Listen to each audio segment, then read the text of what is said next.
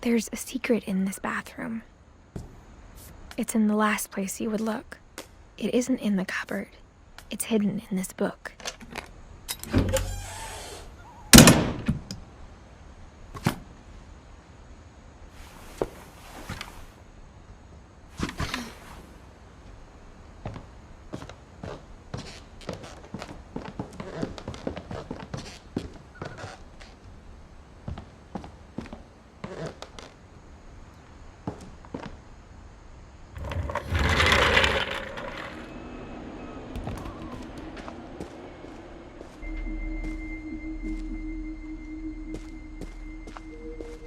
I knew Grandpa Sam had a twin.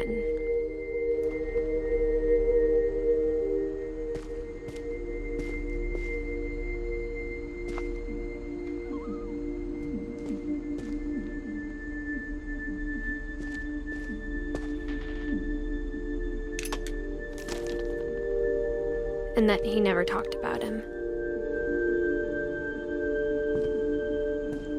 I guess my grandpa didn't like history any more than my mom did.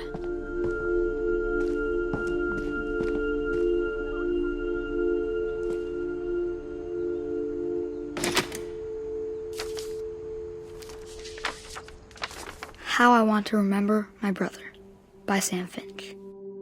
The thing I remember is that when he made up his mind, that was it.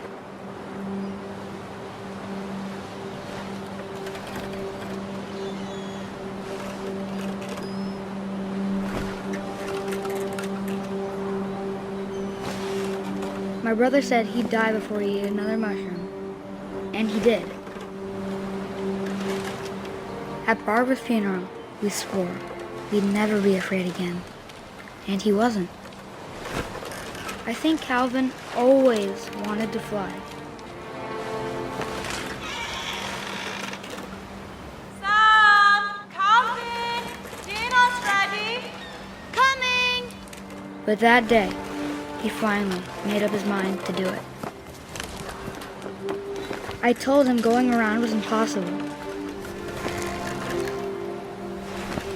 Maybe if I hadn't said that. Calvin! I'm not gonna tell you again! Maybe if the wind hadn't picked up. Then maybe he'd still be here.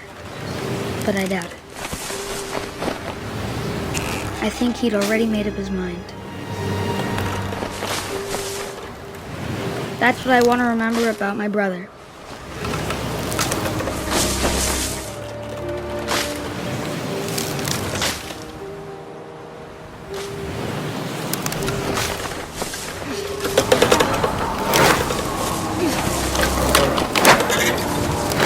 That's the day he made up his mind to fly.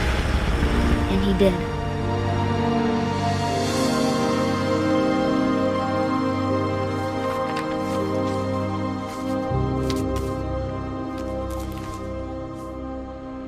Calvin's story felt strangely familiar. When I was younger, I remember trying to do the exact same thing.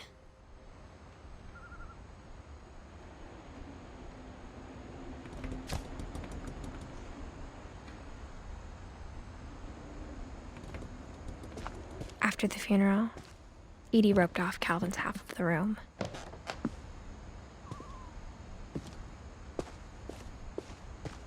Mom said Grandpa Sam enlisted at 18 and never set foot in the room again.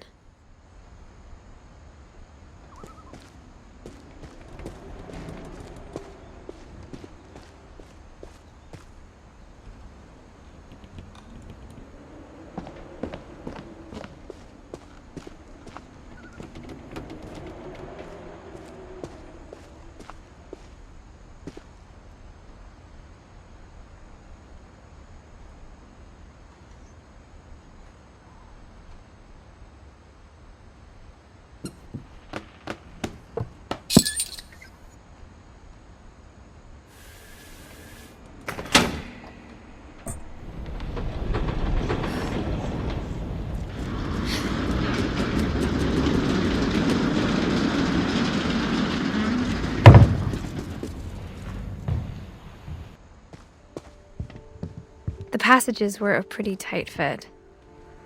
They'd obviously been built for smaller hands and bellies.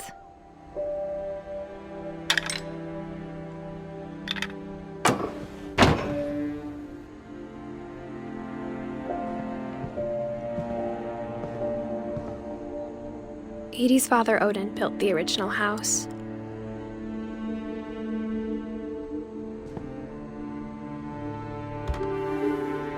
Barbara was a child star for 2 years, until America grew out of it.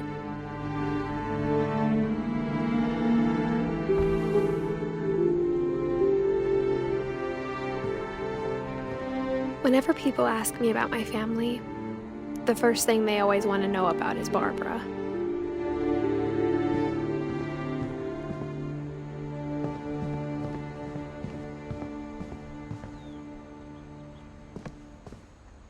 Mom must have locked the third-floor stairs on the night we left.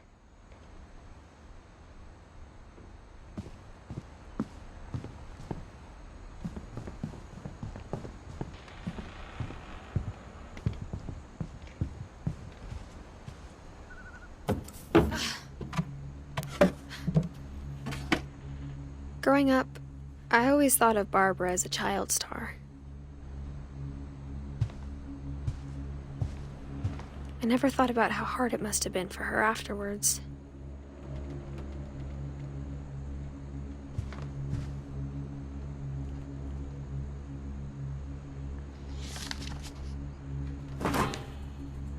Of all the stories people wrote about Barbara's death, I'm surprised Edie saved this one.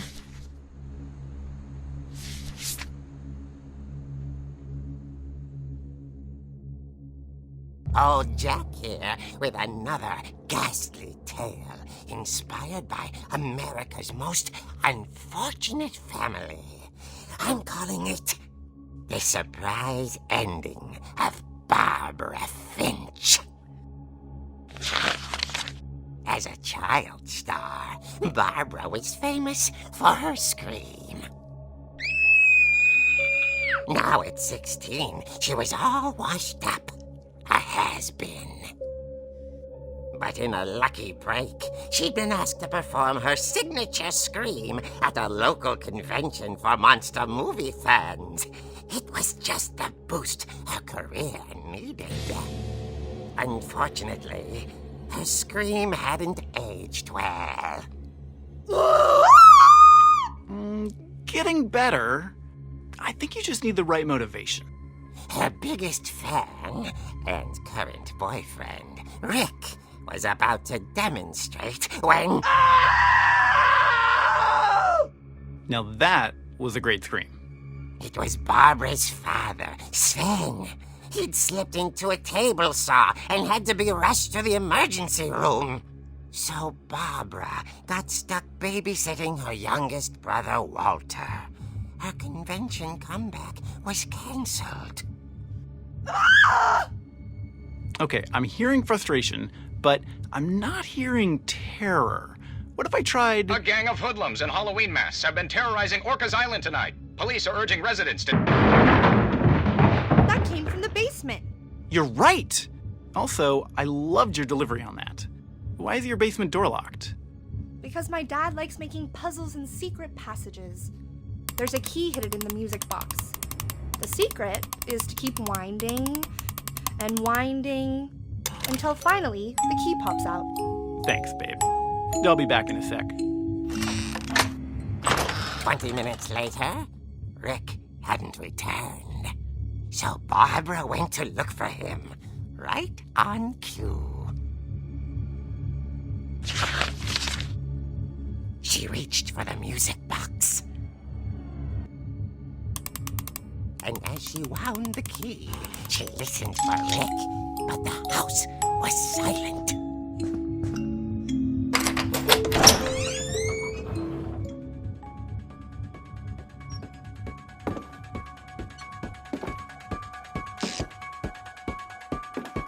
She found Rick's crutch and imagined the worst.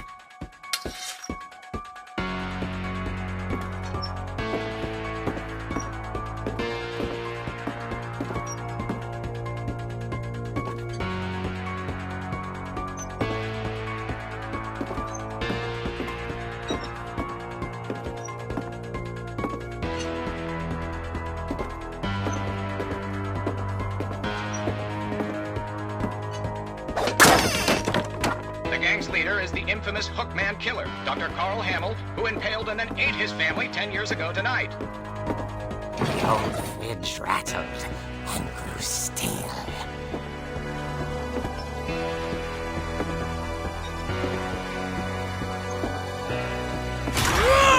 Oh dear! Oh! Rick? Barb, relax. I was just trying to scare you to help you find your scream. Well, I'm not scared, Rick. I'm furious. Then act furious. All I'm getting from you now is that you're hurt and confused and you're... She threw him out, but she kept a little something to remember him by. Barb, have you seen my other crutch? And she was still holding it when she fell asleep watching the late picture show. Hours later...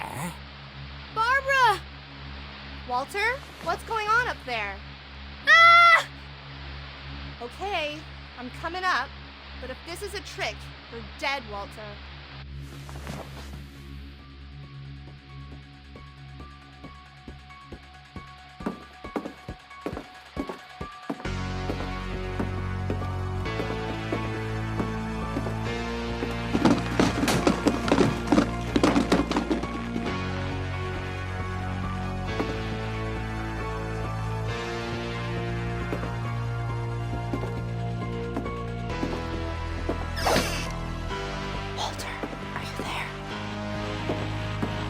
Walter vanished, but his bedside radio was still on.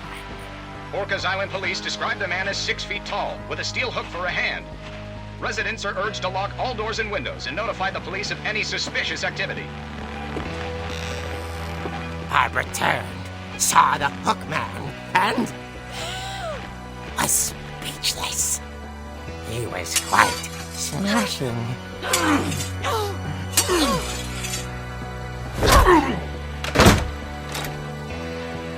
And he was. He couldn't get enough of Barbara. Okay, Barbara, there's gotta be another way out of here.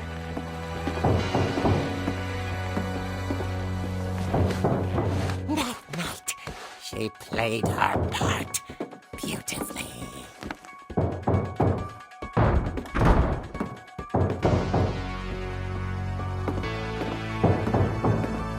Molly's door hadn't been opened in years. The hinges groaned.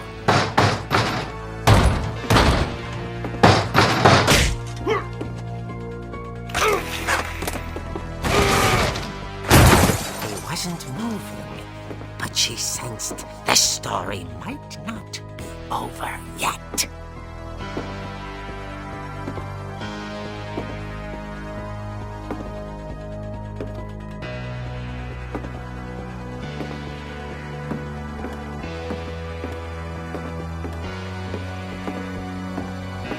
The hookman had vanished. She listened for his breathing, but all she heard was...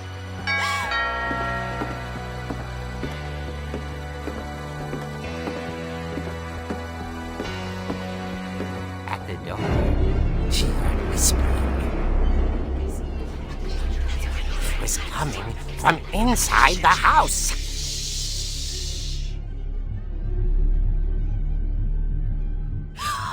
Oh dear. The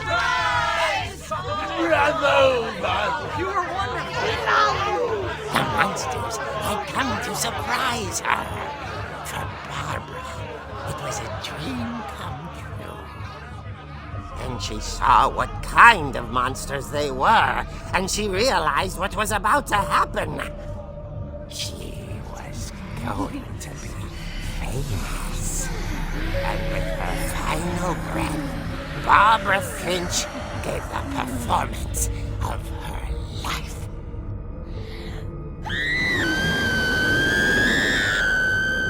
I wasn't there myself, but I hear Barbara was magnificent. Poor girl. She had a taste for stardom. But unfortunately, so did her fans. Of course, the police blamed it all on poor Rick, who disappeared the same night. And little Walter? Hiding under his bed the whole time. He took it all pretty hard, but that's another story. As for Barbara, tucked inside the music box is all they ever found of her. Her ear. Now that's what I call a real eerie tale.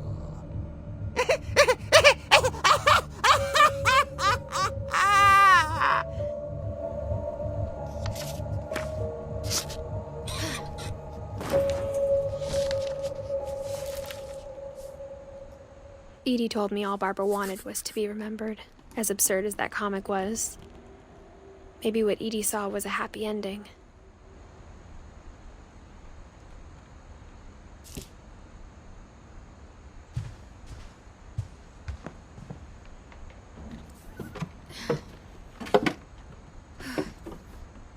I guess now I know why Mom didn't like me playing with the music box.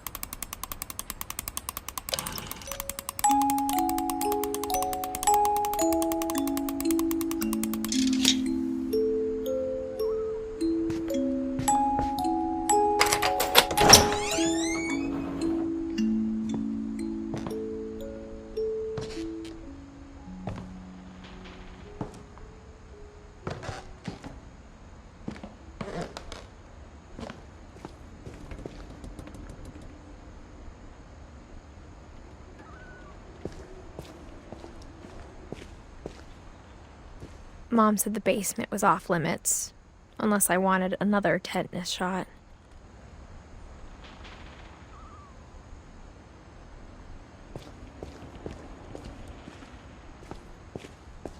I saw Edie sneak down to the basement once, carrying packages.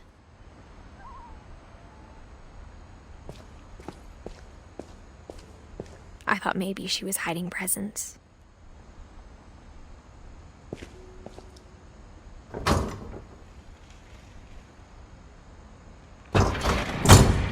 It turned out she was hiding a lot more than that.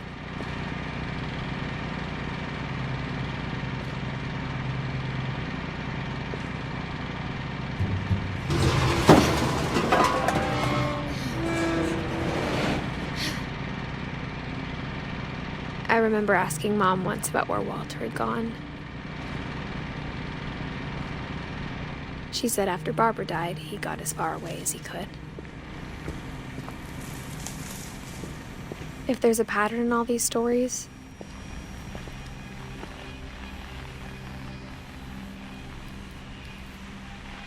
I think it's that none of us has gotten very far.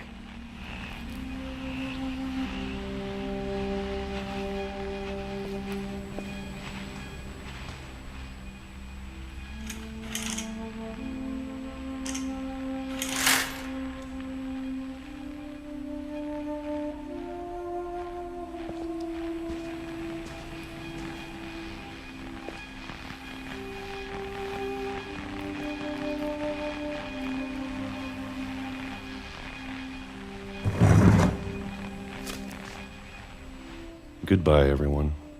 I can't believe I've been down here for 30 years. On that first day, after the shaking started, I didn't think I'd survive a week.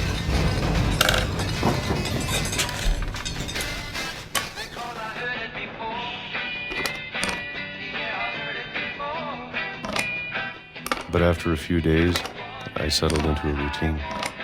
That's what kept me sane. Having a schedule, living for today. I always expected to be dead tomorrow. But if you wait long enough, you get used to anything.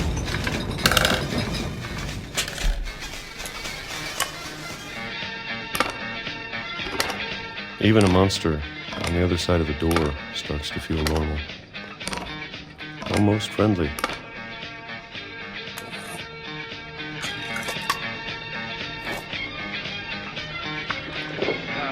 And then one day, everything just stopped. Whatever that thing was, it was gone. Maybe it got tired of waiting.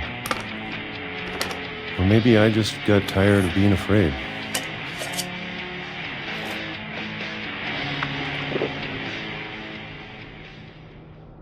It's been a week now, the longest in 30 years. I'm done waiting.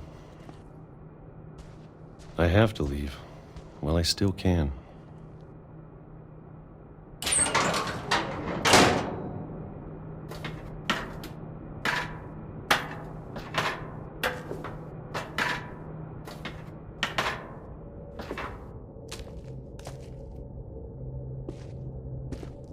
I know it's out there somewhere. Whatever killed Barbara and Molly and Calvin. Maybe this is all a mistake. But I need to stop living the same day, even if it kills me.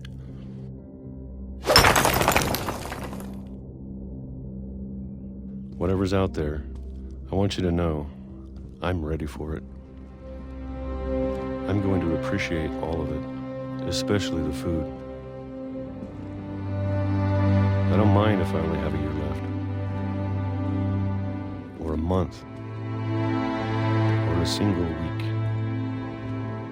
I'd be happy with one mere day. I can already imagine the sun on my face.